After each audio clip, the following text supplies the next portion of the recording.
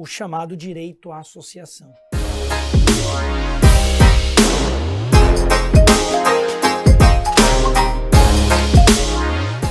A nossa Constituição de 88, ela trouxe com previsão no artigo 5º o chamado direito à associação e a possibilidade da associação enquanto elemento de congregação de ideias, de valores, a comunhão de pensamentos.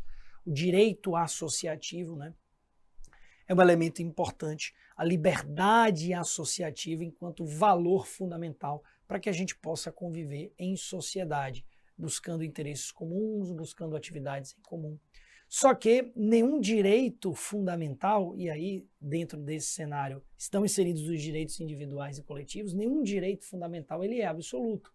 Uma das características dos direitos fundamentais é o critério da relatividade. Então eu não posso dizer que esse direito associativo é um direito absoluto, pleno e limitado. Pelo contrário, até porque a nossa Constituição já estabelece uma liberdade de associação para fins lícitos. A plenitude é para fins lícitos.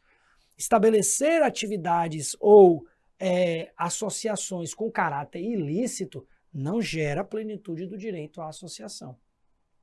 Ah, ninguém pode tocar na minha associação porque eu criei, a Constituição traz liberdade associativa. A liberdade associativa é para fins lícitos. Atividade ilícita não congrega plenitude na liberdade associativa. Tá? Tanto que a própria Constituição diz, olha, liberdade de associação para fins lícitos. Vedada aquelas associações que atuam à margem da lei. Associações que provocam atos ilícitos, fraudulentos, associações que são formadas, grupos de pessoas que se juntam e que congregam interesses em atividades ilícitas, atividades que vão concorrer à atividade ilícita do Estado, atividades que vão atuar em desacordo com as leis do Estado, atividades paramilitares ou grupos paramilitares. O que seriam esses grupos? São grupos que atuam à margem da lei. São dotados de critério associativo? Sim, comunhão de ideias, de interesses. É um grupo de associação, ou são associações, ou é uma associação de pessoas que vão congregar interesses comuns. Mas esses interesses violam a lei.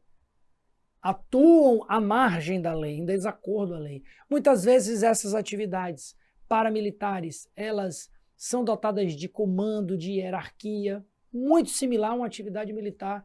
As milícias que estão inseridas no nosso Estado brasileiro e em diversos lugares, não só no Rio de Janeiro. A gente ouve muito falar das milícias do Rio, mas espalhadas pelo Brasil inteiro. Grupos associativos dotados de hierarquia, de comando e que atuam à margem da lei. Tá? Atuam em desacordo com a lei. Essas atividades são vedadas. Essas associações são tecnicamente grupos que desrespeitam a lei, grupos criminosos. Tá bom?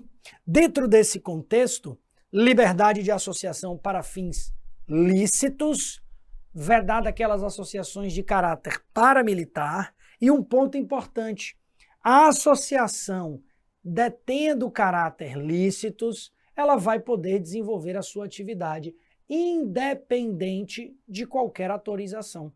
A criação desta associação, ela não depende de uma autorização do poder público. O Estado brasileiro não pode chegar, olha, para ser criada a autorização, vou estabelecer 10 condicionantes. Não. A criação das associações que terão fins lícitos, atuação lícita, ela vai ser criada independente de uma autorização do Estado. Tá bom? O Estado também não pode interferir no funcionamento de uma associação. Por quê? Porque há uma liberdade associativa. Plenitude desta liberdade associativa se houver caráter lícito. O Estado não pode autorizar para ser criada e nem pode interferir no funcionamento. Agora, olha que detalhe, não quer dizer que o Estado não possa atuar, restringindo, por exemplo, os poderes, ou até mesmo dissolvendo esta associação. Por quê?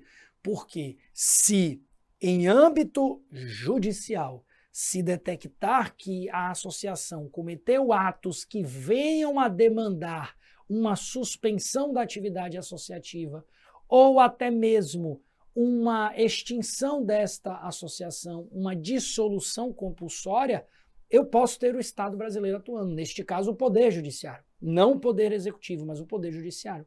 Ele pode suspender as atividades de uma associação, ele pode dissolver compulsoriamente as atividades de uma associação. Então percebo que não é também um valor de amplitude absoluto dessa atividade associativa. Está limitado ao desenvolvimento de atividades lícitas, mas o Poder Judiciário pode estabelecer condicionantes. É o que nos diz o inciso 19 do artigo 5º da nossa Constituição. As associações só poderão ser compulsoriamente dissolvidas ou ter as suas atividades suspensas por decisão judicial. Então, assim, essas ações restritivas, elas precisam passar pelo Poder Judiciário, mas elas podem ocorrer. Tecnicamente, se for suspensão, mera decisão judicial. Se for dissolução compulsória, que é algo mais pesado, digamos assim, porque é uma extinção, aí precisaríamos de decisão judicial mais trânsito em julgado. É o que diz a redação final do inciso 19, exigindo-se, no primeiro caso, o trânsito em julgado.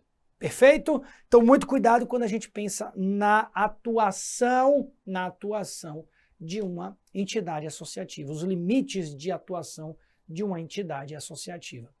E aí, para a gente fechar aqui o nosso estudo, vale uma observação especial ao inciso 20, que vai nos dizer que ninguém, nenhum de nós, João, José, Maria, Pedro, Diego, nenhum de nós que compõe a nossa sociedade brasileira será compelido a associar-se ou até mesmo permanecer associado.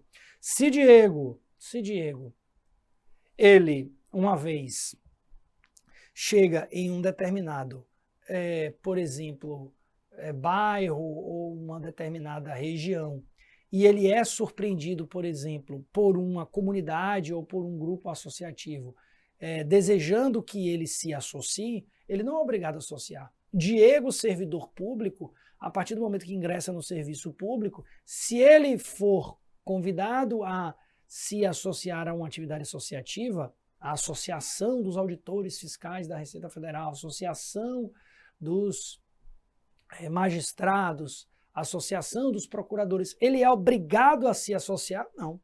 Mas se ele quiser se associar, ele pode. Se ele congregar interesses comuns, quiser ajudar a participar daquela comunidade, ele pode.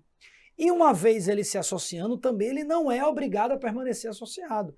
A qualquer momento que ele quiser deixar de se associar, ele pode. Por isso que a gente tem no inciso 20 o seguinte dizer: ninguém poderá ser compelido a associar-se ou até mesmo permanecer associado. Então são essas características importantes no estudo do direito à associação, um tema fundamental no campo aí dos direitos individuais e coletivos.